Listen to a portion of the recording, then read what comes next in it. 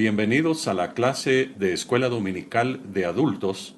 Les saluda el pastor Alfonso Gaitán, director nacional de Escuela Dominical de las Asambleas de Dios en Guatemala. Manifestamos nuestro pesar a todos los que han sido afectados por la tormenta o huracán ETA. Pedimos a Dios que les dé paz, dé fortaleza. Estamos orando por cada uno de ustedes. La lección de Escuela Dominical es las cartas de Pablo, primera parte. Una vez más, las cartas de Pablo, primera parte. La verdad central de esta lección: las cartas del apóstol Pablo proporcionan instrucciones para la iglesia.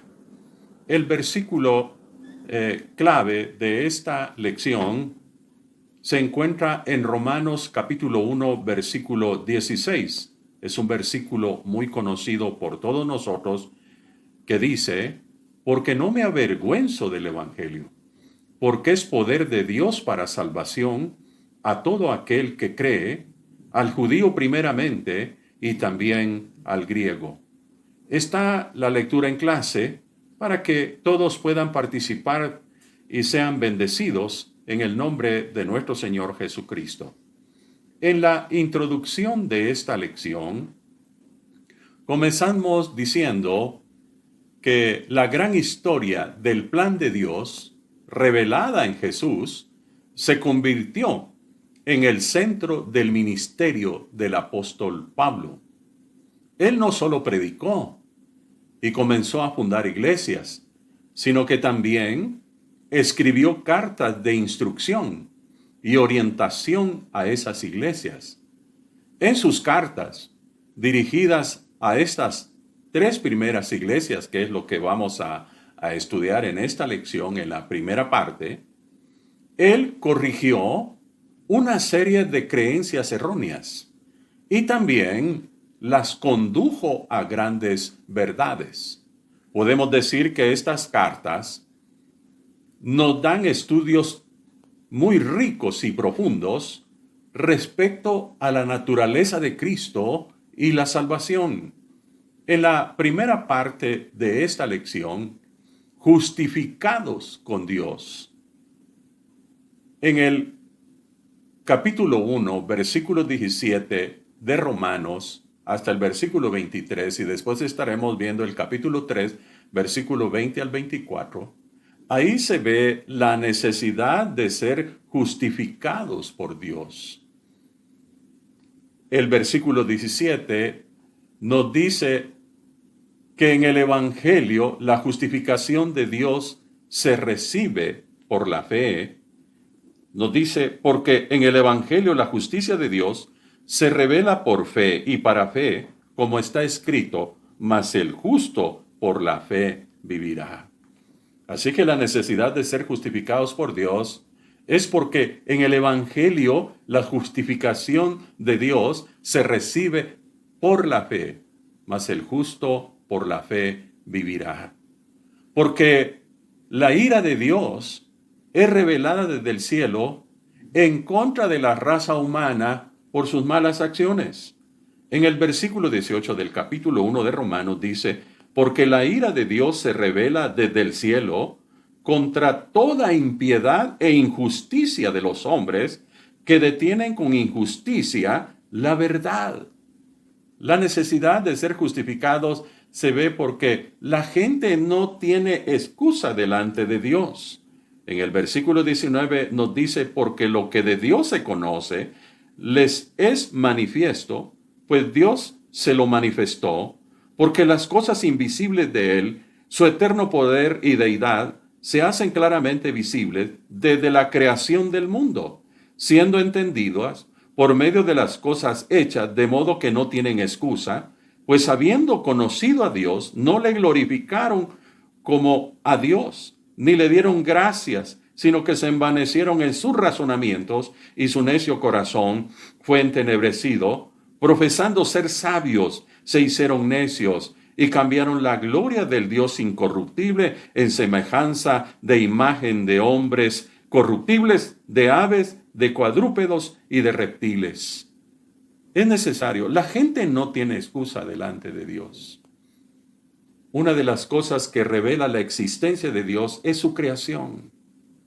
Las personas pueden negar a Dios y muchos de ellos, de hecho, son ateos que no creen a Dios y no creen en la existencia de Dios y fundamentan su vida en su inteligencia, en su propia sabiduría, caminan conforme su propio criterio y hacen cosas indebidas delante de Dios. Pero delante de nuestro Dios es necesario ser justificados por Dios y es que la gente no tiene excusa ante Dios. Porque la Biblia también nos dice que todos pecaron y están destituidos de la gloria de Dios. Romanos capítulo 3, versículo 20 al 23, pero más enfáticamente en el versículo 23. Porque la salvación es gratuita, es por gracia mediante la redención que es en Cristo Jesús, capítulo 3 de Romanos, versículo 24.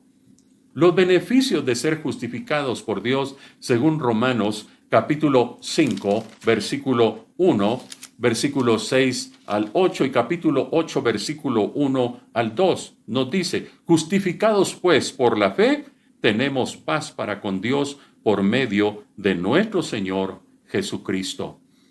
Ahora, en Cristo Jesús tenemos paz para con Dios. En otras palabras, la ira de Dios contra nosotros queda eliminado. Ahora gozamos de su amor inmerecido. Capítulo 5, versículos 6 al 8 nos dice, porque Cristo, cuando aún éramos débiles, a su tiempo murió por los impíos. Ciertamente apenas morirá alguno por un justo, con todo, pudiera ser que alguno osara morir por el bueno, mas Dios muestra su amor para con nosotros en que aún siendo pecadores, Cristo murió por nosotros. Ahora gozamos de ese amor inmerecido. Realmente no merecíamos eso por nuestras iniquidades y rebeliones. Pero ahora los beneficios de ser justificados por Dios es, tenemos paz para con Dios, la ira de Dios queda eliminada y ahora gozamos de su amor inmerecido. Ahora somos libres de condenación, según Romanos capítulo 8, versículo 1. Ahora pues, ninguna condenación hay para los que están en Cristo Jesús, los que no andan conforme a la carne, sino conforme al Espíritu, porque la ley del Espíritu de vida en Cristo Jesús nos ha librado de la ley del pecado y de la muerte. Ahora, al ser justificados con Dios, somos libres de condenación eterna. En la aplicación de esta primera parte de esta lección, la gracia de Dios alcanza al perdido sin esperanza. Quizás hay muchos que están viviendo desesperanzados ante la situación que estamos viviendo, ante la situación que él vive envuelto en sus deleites y pecados. Puede ser que a estas alturas su vida no tenga esperanza, pero la gracia de Dios alcanza al perdido sin esperanza. Y aún más, lo llama a creer en el perdón. Dios perdona nuestros pecados, no importa la magnitud y tan profundo que haya caído en su vida de pecado, pero no importa lo que haya hecho. Si usted cree que Dios le perdona, entonces Dios le perdona y lo reconcilia. A través de Cristo lo reconcilia con Dios. La salvación es un regalo de Dios. Sin embargo, hay que esforzarnos al recibir ese regalo de salvación. Hay que esforzarnos por vivir una vida santa ante nuestro Señor Jesucristo. La segunda parte de esta lección, la corrección y el consejo apostólico. Primera de Corintios, capítulo 3, versículo 1 al 11. Se anima a los creyentes a la unidad. En el versículo 1 al 4 encontramos que los creyentes de Corinto estaba afectando la vida de unidad en ellos, porque ellos eran niños en Cristo, eran incapaces de comer vianda, comer comida sólida, todavía necesitaban de leche, eran carnales en sus relaciones y en su carácter. Mire, 1 Corintios capítulo 3, versículo 1 al 4, de manera que yo, hermanos, no pude hablaros como a espirituales, sino como a carnales, como a niños en Cristo. Os di a beber leche y no vianda, porque aún no erais capaces, ni sois capaces todavía, porque aún sois carnales, pues habiendo entre vosotros celos, contiendas y disensiones, ¿no sois carnales y andáis como hombres? Porque diciendo el uno, yo ciertamente soy de Pablo, y el otro, yo soy de Apolo, ¿no sois carnales por ello? Eso es lo que estaba afectando la unidad. Y el apóstol Pablo, al dirigirse a la iglesia de Corinto, les anima a superar todo eso que era el obstáculo para vivir en unidad. Ellos tenían la mirada puesta en los hombres. Tenían un entendimiento vago acerca de la obra de Dios y un concepto muy equivocado de liderazgo.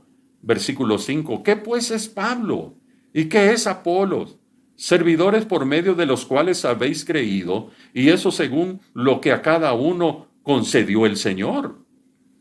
Pablo dice, yo planté, Apolos regó, pero el crecimiento lo ha dado Dios. Así que ni el que planta es algo, ni el que riega, sino Dios que da el crecimiento. Y el que planta y el que riega son una misma cosa, aunque cada uno recibirá su recompensa conforme a su labor, porque nosotros somos colaboradores de Dios y vosotros sois labranza de Dios, edificio de Dios. Ellos tenían la mirada puesta entonces en los hombres, tenían un entendimiento vago acerca de la obra de Dios y un concepto equivocado de liderazgo. Eso estaba afectando la unidad. Por eso Pablo los anima a la unidad. Ellos debían cimentarse bien en el fundamento que es Jesucristo, dice 1 Corintios capítulo 3, versículo 10 al 11, porque no hay otro fundamento y no podemos poner otro fundamento. El fundamento verdadero es Jesucristo. Hay gente que fundamenta su religión en una persona, fundamenta su vida cristiana en base a personas, pero el fundamento ya está puesto y no se puede poner otro. Es Jesucristo, nuestro Salvador. Somos salvos por fe, no por obras. Gálatas capítulo 3, versículo 1 al 14.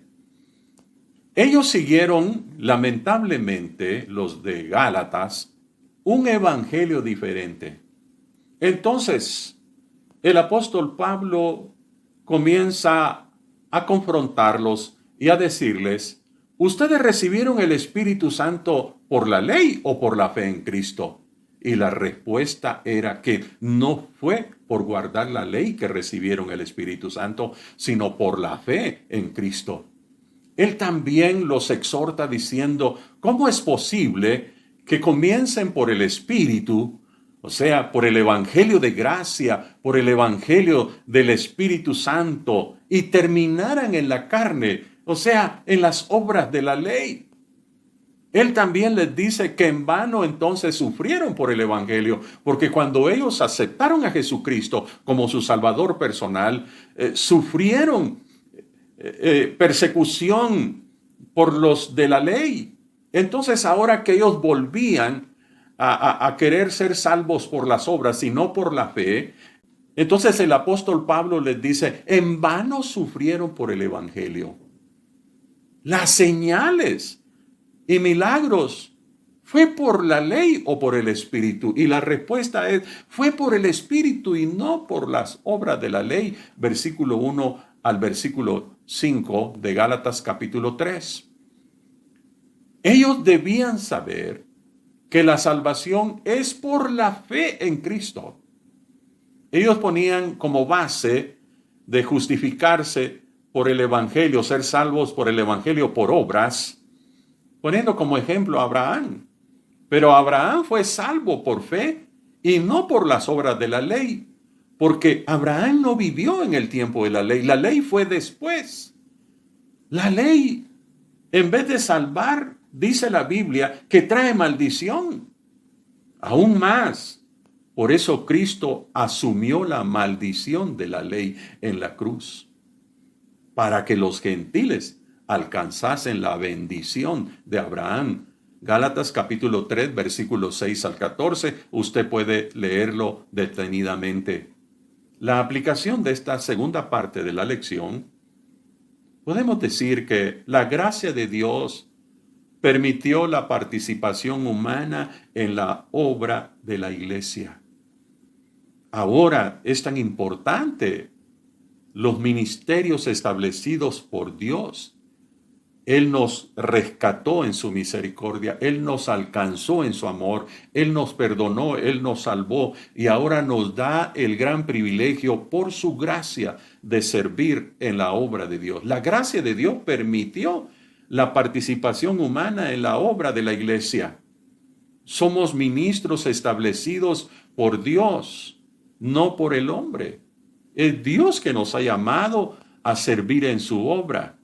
Solo Él puede traer resultados verdaderos y eternos en el ministerio. Solo el Señor. Somos salvos solamente por la fe en Cristo Jesús. La tercera parte de esta lección, la importancia de la resurrección.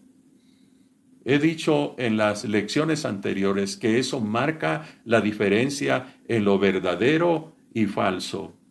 Aquellos todavía que siguen su religión, que siguen sus líderes, todavía están en una tumba y no han resucitado. Pero el Cristo que usted y yo hemos creído y recibido en nuestro corazón, Él ciertamente murió, fue sepultado, pero al tercer día resucitó.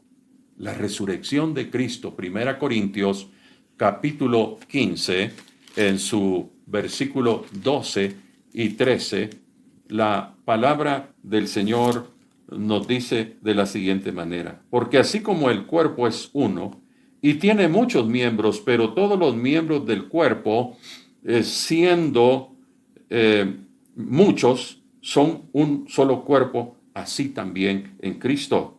Porque por un solo espíritu fuimos todos bautizados en un cuerpo, sean judíos o griegos, sean esclavos o libres, y a todos se nos dio a beber de un mismo espíritu.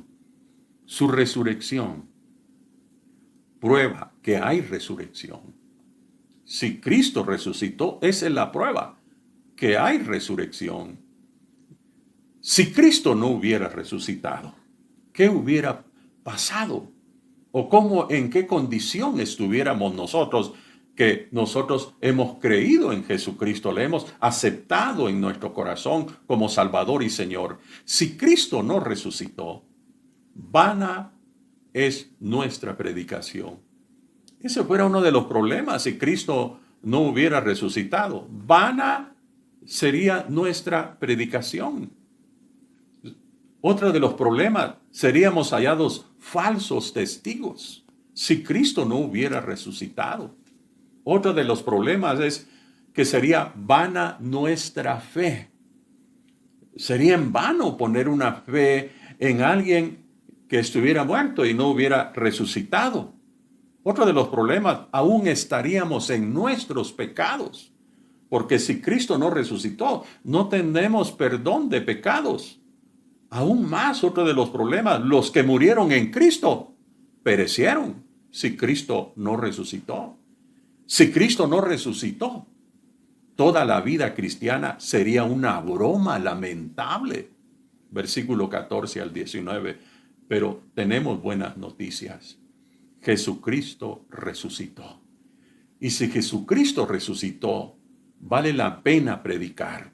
Vale la pena ser testigos verdaderos de Cristo. Vale la pena, aún en este tiempo difícil, y aún nuestros hermanos que sufrieron esta tormenta ETA, vale la pena seguir poniendo nuestra fe en el Señor. Ahora Él nos ha perdonado.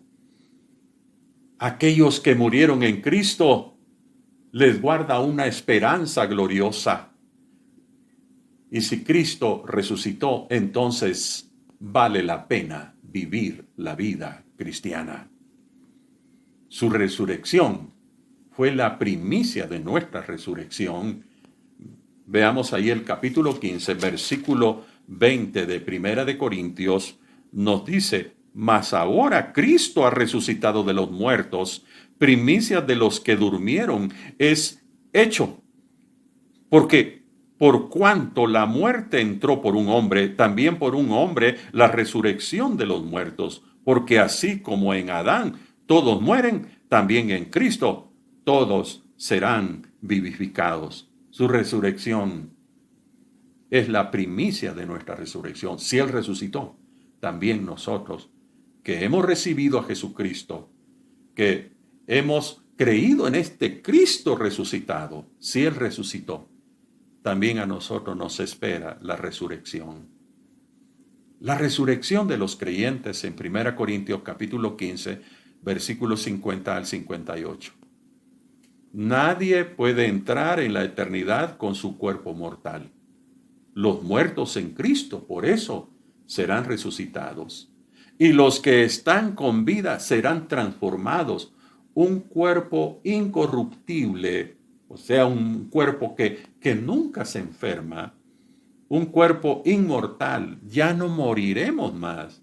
Mire 1 Corintios capítulo 15, versículo 50, nos dice: pero esto os digo, hermanos, que la carne y la sangre no pueden heredar el reino de Dios, ni la corrupción hereda la incorrupción. Con este cuerpo no podemos, este cuerpo que se enferma, este cuerpo que muere, no podemos entrar en la eternidad. Por eso los muertos en Cristo serán resucitados. Dice: he aquí os digo un misterio, no todos dormiremos, pero todos seremos transformados. En un momento, en un abrir y cerrar de ojos, a la final trompeta, porque se tocará la trompeta y los muertos serán resucitados incorruptibles y nosotros seremos transformados. Porque es necesario que esto corruptible se vista de incorrupción y esto mortal se vista de inmortalidad. Eso es lo que la palabra de Dios nos dice. En la resurrección de los creyentes en aquel día, entonces nadie va a poder entrar en la eternidad con este cuerpo mortal. Por eso los muertos en Cristo serán resucitados y los que están con vida serán transformados con un cuerpo incorruptible e inmortal. La muerte ya no tendrá señorío sobre nosotros. Mire el versículo 54. Y cuando esto corruptible sea vestido de incorrupción y esto mortal sea vestido de inmortalidad, entonces se cumplirá la palabra que está escrita: sorbida es la muerte en victoria. ¿Dónde está, oh muerte, tu aguijón? ¿Dónde, oh sepulcro, tu victoria? Ya que el aguijón de la muerte es el pecado y el poder del pecado la ley. Mas gracias sean dadas a Dios que nos da la victoria por medio de nuestro Señor Jesucristo. La muerte ya no tendrá señorío sobre nosotros. Viviremos eternamente y para siempre con el Señor. No nos enfermaremos más, no moriremos más. La exhortación final del apóstol Pablo a la iglesia de Corintios está en el versículo 58 y eso es muy importante y que nos anime a seguir trabajando en la obra de Dios. Así que, hermanos míos, amados, estad firmes y constantes, creciendo en la obra del Señor siempre, sabiendo que vuestro trabajo en el Señor no es en vano. Esa es la exhortación final. Estar firmes en la fe y en el servicio al Señor, porque jamás nuestro trabajo será en vano. En la aplicación de esta tercera parte de esta lección, la resurrección de Cristo es fundamental para el cristianismo. La esperanza del arrebatamiento es más que un solo escapismo. Eso va a ser una realidad. Es cierto que vamos a escapar de todas las cosas que sucederán. Escaparemos de todos los juicios que vendrán sobre la gente desobediente, sobre este mundo que no quiere saber de Dios. Escaparemos, pero es más que esto. Es que esta verdad impacta nuestra vida ahora, en nuestra vida diaria. y nos motiva al servicio fiel. En el Discipulado y Ministerio en Acción nos dice: la obra reconciliadora de Cristo elimina de nosotros el peso de la ira inminente y está disponible para todos. Dios nos llama a buscar la unidad entre los creyentes y ver la realidad de la fe en Jesucristo. Su resurrección es básica para la fe cristiana. No hemos creído y no hemos aceptado a un Cristo muerto. Hemos aceptado y hemos creído en un Cristo que está vivo y manifiesta su presencia a través del Espíritu Santo el día de hoy. Es el Espíritu Santo que hace real,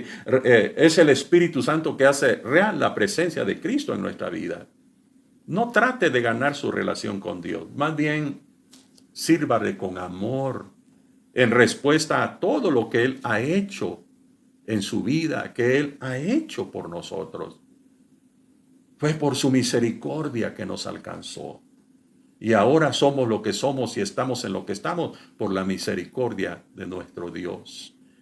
Si tiene algún resentimiento con alguien, dé un paso y repare esa relación. No diga, es que no merece que yo dé ese paso. Es que no es por eso. Es porque Dios lo dice en su palabra, la necesidad de vivir en unidad. Y es porque usted necesita verdaderamente ser libre. Que nada le ate en su vida todo resentimiento afuera y restaure y repare esa relación dañada. Guía a un inconverso a la reconciliación con Dios a través de Jesucristo.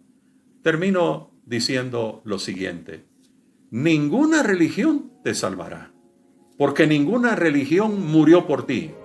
Solo Jesús te salvará. Entrégale tu vida a Cristo hoy. Padre Celestial, gracias por la enseñanza de tu palabra, que traiga bendición para la vida de mis hermanos y de aquellos que nos oyen a través de este medio. Que ellos puedan recibir la verdad de tu palabra y ellos puedan recibirte a ti como el único y personal Salvador. Y que fortalezcas la vida de mis hermanos y que ellos puedan seguir firmes en los caminos del Señor. Y que aquellos que se han apartado puedan reconciliarse, puedan nuevamente volver al camino que conduce a la vida eterna. Señor amado, yo te pido por aquellos que están sufriendo este momento, por esta tormenta, por esta huracán ETA. Yo te pido, Señor, que traigas fortaleza, que traigas paz, que traigas esperanza en su corazón, que tu mano poderosa esté extendida, sosteniendo la vida de cada uno de ellos. Suple toda necesidad material económica. Te pido, Señor, que lo llenes de salud, que des fortaleza a aquellos que han sufrido la muerte de un ser querido, que fortalezca su corazón, fortalezca su fe, fortalezca su vida espiritual, fortalezca su vida cristiana.